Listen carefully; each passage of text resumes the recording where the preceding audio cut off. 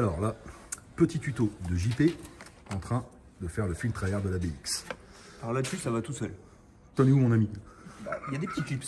Viens là. Viens jeter ton œil. Il y a des petits clips. Tout simple. On enlève les clips. Il y en a 6 au total. Ouais. Après, on prend la boîte à air. Et normalement, on la lève. Mais là, tu vois, comme elle est vieille, elle a décidé de faire chier son monde, la pute. La pute, ça sera coupé au montage. Hein. Bip. Et là, ça sort pas. Mais sinon, après, ça le fait bien. Normalement, quand ça veut.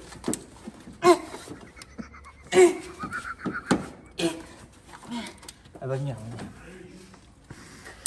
Je l'ai eu. Alors, comment on change un filtre à air? Une fois qu'on a enlevé les petits clips qui sont censés bien aller, on met à peu près 10 minutes à la sortir, on nettoie l'intérieur de la boîte à air. Avec le petit truc qui aspire là. Fais ça. Après, on met un nouveau filtre dans la boîte. Et on se reprend la tête 10 minutes pour la remettre. Le dessus de la boîte à air. À tout à l'heure. À mon tour, on va faire le filtre à gasoil. Alors, la petite clé BTR qui va bien. Il y a 4 vis. Tu prends ta vis, tu la tournes. Hop, regarde. Bon, bien sûr, comme vous avez pu le voir, on se prend pas trop la tête. Hein. Voilà. On y va gentiment. Alors surtout, tu fais pas la connerie que je viens de faire, tu la mets au-dessus. Hein. Sinon, ça tombe dedans. Hein. Voilà. Hop. Donc là, il y a 4 vis. Hein. On y va tranquille. Tu vois, hop. Voilà. Ça, c'est ce qu'on appelle un filtre à gasoil. Le neuf, il est là, hein. C'est pas le vieux. Mais bon, ça va le faire. Regarde. Hop. C'est que ça caille. Hein. Putain, j'ai un chat dans la gorge. Oh, pardon. Ouais, bon. Après, garage, c'est un peu comme une pub pour des burgers. Ouais. Venez comme vous êtes, quoi. Voilà, c'est ça. C'est bien comme t'es. Hein, voilà. Ça va le faire, ça va le faire. Après, c'est ce que je disais, c'est un garage, c'est pas une boulangerie. Donc après, hop, fais gaffe à ta clé, hop, voilà, tac. Donc là, maintenant, on prend le petit couvercle. Tu le prends et tu le lèves. Et là, ça pisse. Tu fais attention. Hop. Tu vas chercher un petit bac. Ah, il est parti. Bonjour. Bonjour. Là, tu prends ton filtre à gasoil. Tu prends ta petite clé, tu vois. Voilà. Hop. Tu sors comme tu peux, bien sûr. Hop. Saloperie, plein de gasoil, ça glisse. Hop, voilà. Tu vois, on a mis. On fait comme ça. Hop. Et là. C'est pas le bon filtre. Ah bah il est bon le fournisseur de pièces, moi je vous le dis. On va aller en accater un autre. Bon, bah... À tout de suite. On va remonter après, hein, avec le bon filtre. Du coup, j'ai été accater un nouveau filtre. Ça, c'était pas le bon que j'avais eu. Bravo les fournisseurs. C'est toujours la merde. Donc là, le filtre, bah tu refais comme avant, pas être con. Tu remets le filtre, tu le poses, tu remets un couvercle, hop, puis tu revisses. Voilà. Donc là, t'as une, 2,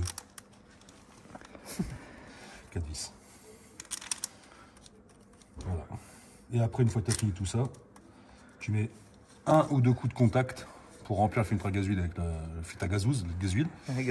Le filtre à gaz huile de le remplir de gasoil, puis après tu essaies de démarrer, mon ami. Et puis voilà. Mais sinon, il n'y a pas une solution plus simple? Il y a une poire, tu peux pomper. Il y a une pompette là? Ouais, ça dépend des moteurs. Des fois, tu as des moteurs avec des poires. Dans les nouveaux moteurs, généralement, tu n'as pas beaucoup de poires. Donc en fait, il faut que tu mettes 2-3 coups de contact pour alimenter ta cuve à gasoil. Et après, logiquement, ça démarre. Là, on va aller voir le filtre à huile. Où c'est que ça se passe, chef? Ok, là.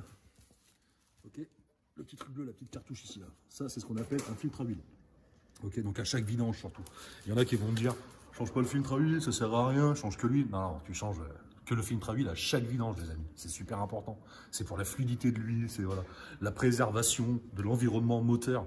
Okay, c'est super important, quoi. Donc là, pour enlever le filtre, petite clé à sonde. Tu règles. Donc là, tu viens autour du filtre à huile, tu passes ta sonde, hop, comme ça. Tu serres, mon ami. Hop. Tu serres à balle. Hein. Il faut pas que ça ripe. Hein. Donc là, ça va, c'est une BX, il y a de la place. Sur d'autres bagnoles, pas plus costaud. Mais comme je te dis, hein, même avec la French Manicure, tu peux y arriver. Là, tu chopes et tu tournes un bon coup.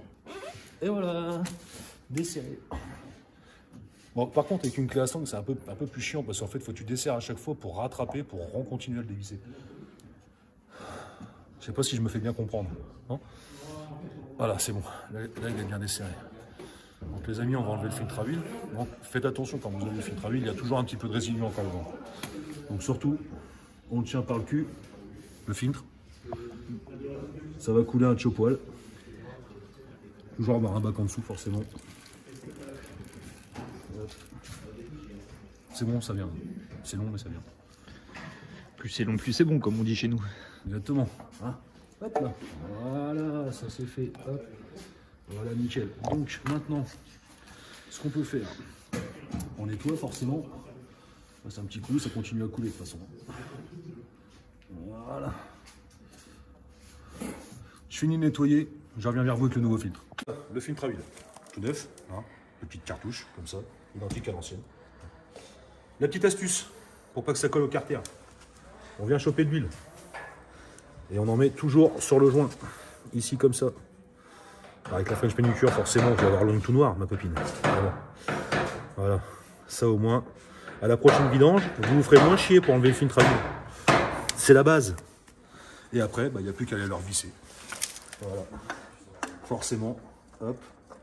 Donc toujours serrer un filtre à huile, jamais à la sangle, toujours à la main. On ne sert jamais un filtre à huile au max de sa capacité. Au contact, tu viens bien serrer à la force de ta main, et c'est bon.